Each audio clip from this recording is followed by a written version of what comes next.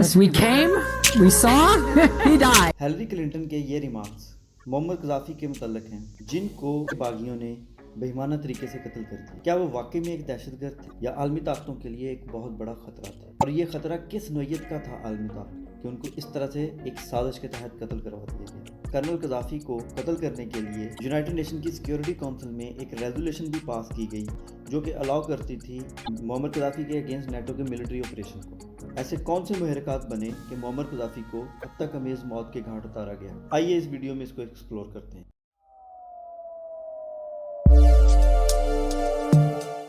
محمد Gaddafi نے Libya پر کم و بیش 42 سال تک راج کیا اور اس دور حکومت میں لیبیا کی عوام کو عام تمام سہولیات میسر تھی جو کسی بھی ایک ترقی یافتہ ممالک میں بھی اس وقت اویلیبل نہیں ہوں گی۔ ایسی بنیادی سہولیات جیسے کہ تعلیم، صحت، گھر، روزگار وغیرہ، یہ سہولیات فری آف کاسٹ مہیا کی جاتی تھی۔ لیبیا کے لوگوں کے گھروں میں بجلی، پانی اور گیس کا کوئی بل بھی نہیں آتا تھا۔ آج اگر آپ دنیا کے کسی ترقی یافتہ ملک کو بھی آبزرو کر رہے ہیں، وہاں بھی یوٹیلٹی بلز کی لوگ پیمنٹ کرتے ہیں جو کہ لیبیا میں بالکل فری تھی۔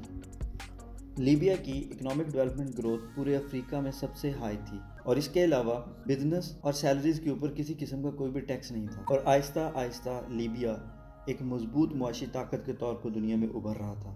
لیبیا میں اگر کوئی بھی عام انسان ایگریکلچر کو ایک پیشے کے تحت اڈاپٹ کرنا چاہتا تو گورنمنٹ اسے زمین، کھاد، مشینری اور ٹیکنیکل سپورٹ خود پرووائڈ کرتی تھی، اور وہ بھی فری آف کاسٹ۔ اس کے علاوہ ہیومن ڈیولپمنٹ انڈیکس کے حساب سے لیبیا پورے افریقہ میں ٹاپ رینکنگ تھا۔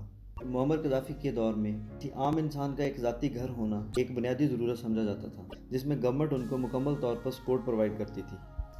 گورنمنٹ ہر انسان کو روزگار مہیا کرنا اپنی ذمہ داری سمجھتی تھی۔ اگر کوئی بھی انسان بے روزگار ہوتا تو گورنمنٹ جب تک اس کو نوکری مل نہ جاتی، گورنمنٹ اپنی طرف سے ان کو سٹائپنڈ دیتی تھی۔ اگر لیبیا کے تعلیمی نظام کو دیکھا جائے تو محمد قذافی کے دور میں لیبیا کا لٹریسی ریٹ 88% تک پہنچ چکا تھا۔ جب بھی کسی کپل کی شادی ہوتی، گورنمنٹ کی طرف سے آنریری $50,000 دیے جاتے، اور بچے کی پیدائش پر ماں اور بچے کو $5,000 دیے جاتے تھے۔ اگر کسی بھی لیبین نیشنل نے گاڑی پرچیز کرنی ہوتی، گورنمنٹ 50% تک اس گاڑی کو فائنینس کرتی۔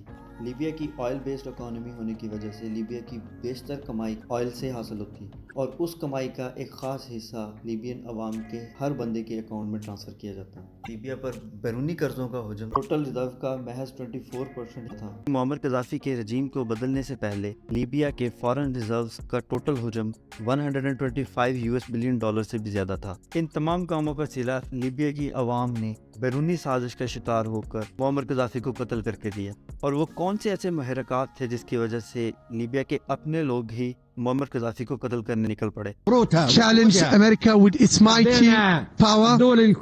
We challenge even the superpower. یقیناً ان میں سب سے بڑی وجہ تو ان کی پولیٹیکل آئیڈیالوجیز تھی، کیونکہ وہ تمام مسلم ممالک کی معاشی مضبوطی پر یقین رکھتے تھے، اور محمد قذافی اس بات کو بخوبی طور پر سمجھتے تھے کہ مسلم ممالک کا دنیا میں معاشی طور پر مضبوط ہونا بہت ہی زیادہ ضروری ہے۔ اس کے علاوہ لیبیا کے پاس آلموسٹ 150 ٹنز کے گولڈ ریزرو بھی موجود تھے۔ شر میں محمد قذافی اس گولڈ سے ایک گولڈ دینار کرنسی لانچ کرنا چاہتے تھے اور پورے افریقہ میں گولڈ دینار کے ذریعے آئل کی ٹریڈ کرتا، جس کی وجہ سے ڈالر کی ڈومیننس چیلنج ہو رہی تھی۔ اور محمد قذافی کا پلان تھا کہ پوری دنیا کے اندر جو کروڈ آئل بیچا جاتا ہے اب وہ روپیہ، گولڈ دینار اور روبل کے اگینسٹ بھی بیچا جائے گا، اور وہ تمام افریقی ممالک کو IMF اور ورلڈ بینک کے اثر و رسوخ سے آزاد کرانا چاہتے تھے۔ IMF اور ورلڈ بینک کی ایسے ادارے ہیں جس کی وجہ سے وہ دنیا کے تمام ممالک کو قابو کرتا ہے اور اس کو ایز اے ٹول کے طور پر استعمال کر کے جب چاہے سینکشنز لگا دیتا ہے۔ اب امریکہ کے لیے ناگزیر تھا، کیونکہ اس کی وجہ سے نہ صرف لیبیا بلکہ مستقبل میں افریقہ کے باقی تمام ممالک پر بھی امریکن انفلوئنس کم ہو رہا تھا اور امریکہ کی سپر پاور ہونے کی پوزیشن ضرور چیلنج ہو جاتی۔ اسی طرح کے کچھ ریولیوشنری آئیڈیاز تھے جو محمد قذافی کی موت کے وجہ بنے، جو کہ حقیقتاً اس کے اپنے لوگوں، افریقہ کے لوگوں اور تمام مسلم امہ کے مفاد میں تھے۔ اس کے علاوہ محمد قذافی ویسٹ کی کئی پالیسیز کو کھلے عام تنقید کا نشانہ بناتے تھے، کیونکہ ان کا ماننا تھا کہ لیبیا کے تمام ریسورسز کے اوپر اس کی اپنی عوام اور اس کے لوگوں کا حق ہے۔ محمد قذافی کے رجیم چینج کرنے کی سازش کا آغاز 2010 میں ہوا، جب تنزانیہ میں گورنمنٹ کے مخالف ان امپلائمنٹ اور مہنگائی کے خلاف احتجاج شروع ہو جاتے ہیں، اور انہی احتجاج کو as a chain reaction use کیا گیا، اور یہ احتجاج بڑھتے بڑھتے بحرین، ایجپٹ، یمن اور لیبیا تک جا پہنچے اور ویسٹرن میڈیا نے ان احتجاجوں کو عرب اپرائزنگ موومنٹ کا نام دیا۔ 15 فروری 2011 کو اسی طرح کے احتجاج لیبیا میں بھی شروع ہوئے جو کہ گورنمنٹ مخالف تھے، اور ویسٹرن میڈیا نے اس کو ہیومن رائٹس وائلیشن کے طور پر رپورٹ کیا، اور یہ بھی رپورٹ کیا کہ کیسے معمر قذافی کی حکومت ان احتجاجوں کو ختم کرنے کے لیے طاقت کا استعمال کر رہی ہے، حالانکہ یہ چیز حقیقت سے بالکل پرے تھی۔ اور انہی حالات کا فائدہ اٹھاتے ہوئے 17 مارچ 2011 کو یونائٹڈ نیشن کی سیکیورٹی کونسل نے ایک ریزولوشن پاس کی جس میں نیٹو فورسز کو لیبیا کے اوپر ایئر سٹرائک اور ملٹری آپریشن کنڈکٹ کرنے کی اجازت دی گئی، جبکہ اس ریزولوشن کے حق میں ووٹ دینے کے لیے کئی نیٹو اتحادی ممالک نے یہ کہہ کے انکار کر دیا کہ ان کو ہیومن رائٹس وائلیشن کے کوئی ثبوت نہیں ملے۔ پھر بھی نیٹو فورسز میں 17 ممالک نے اکیلے لیبیا کے اوپر حملہ کر دیا۔ معمر قذافی کے ڈاؤن فال کی بڑی وجوہات میں سے ایک وجہ یہ بھی بنی کہ ملٹری کوپ سے بچنے کے لیے معمر قذافی نے اسٹریٹجیکلی لیبیا کی آرمی کو جیوگرافیکل ایریا میں پھیلا رکھا تھا، اور آرمی کی پاور کسی ایک جگہ کے اوپر سینٹرلائز نہیں تھی، اور خود جان بوجھ کر اپنی آرمی کو کمزور کر رکھا تھا، جس کا ان پیبل نقصان ان کو ایٹ لاسٹ اٹھانا پڑا۔ اور 20 اکتوبر 2011 کو معمر قذافی اپنے پروٹوکول کے قافلے کے ساتھ جا رہے تھے کہ نیٹو فورسز نے